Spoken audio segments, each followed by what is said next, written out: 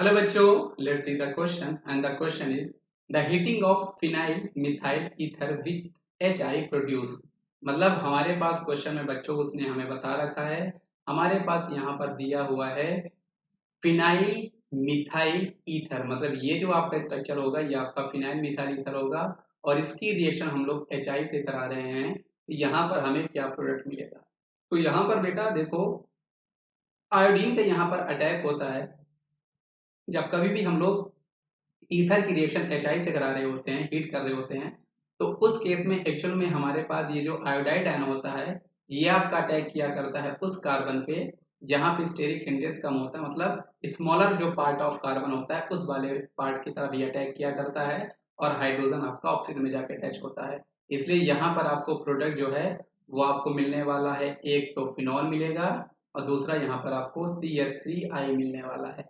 अब हम लोग ऑप्शन में क्रॉस चेक करते हैं कौन सा ऑप्शन हमारा इससे मैच कर रहा है। तो ऑप्शन नंबर बी आपका मैच कर रहा है, इसलिए इसका ये सही जवाब है। दूसरा एक मैं आपको एक और कॉन्सेप्ट समझाता हूँ कि एक्चुअल में यहाँ पर आयोडीन जो है उसका अटैक इस कार्बन पे क्यों नहीं हो सकता।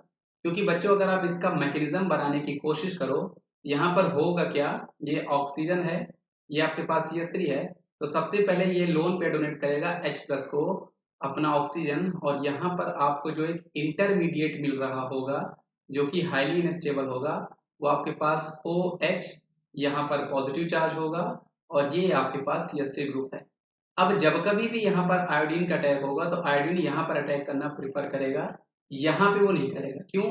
क्योंकि यहाँ पर ऑक्सीजन जो है because of its lone pair यहाँ पर इसका पास पार्शियल डबल बॉन्ड करेक्टर होगा, और because of partial double bond character होने का ये बॉन्ड जो है ना ये आपका स्ट्रॉन्ग रहने वाला है।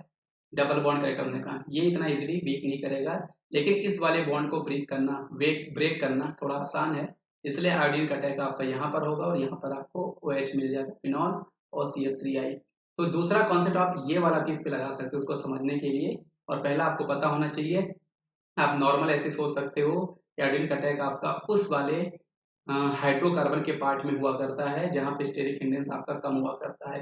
केवल एक्सेप्शन आपको ध्यान रखना है, अगर आपको 3 डिग्री कार्बोकेटायन मिल रहा होगा और बेंजाइल कार्बोकेटायन मिल रहा होगा, उस केस में जो आपका आयोडाइड आयन होगा वो आपका 3 डिग्री कार्बोकेटायन और जो आपका बेंजाइल कार्बोकेटायन होगा वहां पर अटैक करेगा। आई होप आपको ये कॉन्सेप्ट जो है बच्चों समझ में आया होगा। Thank you.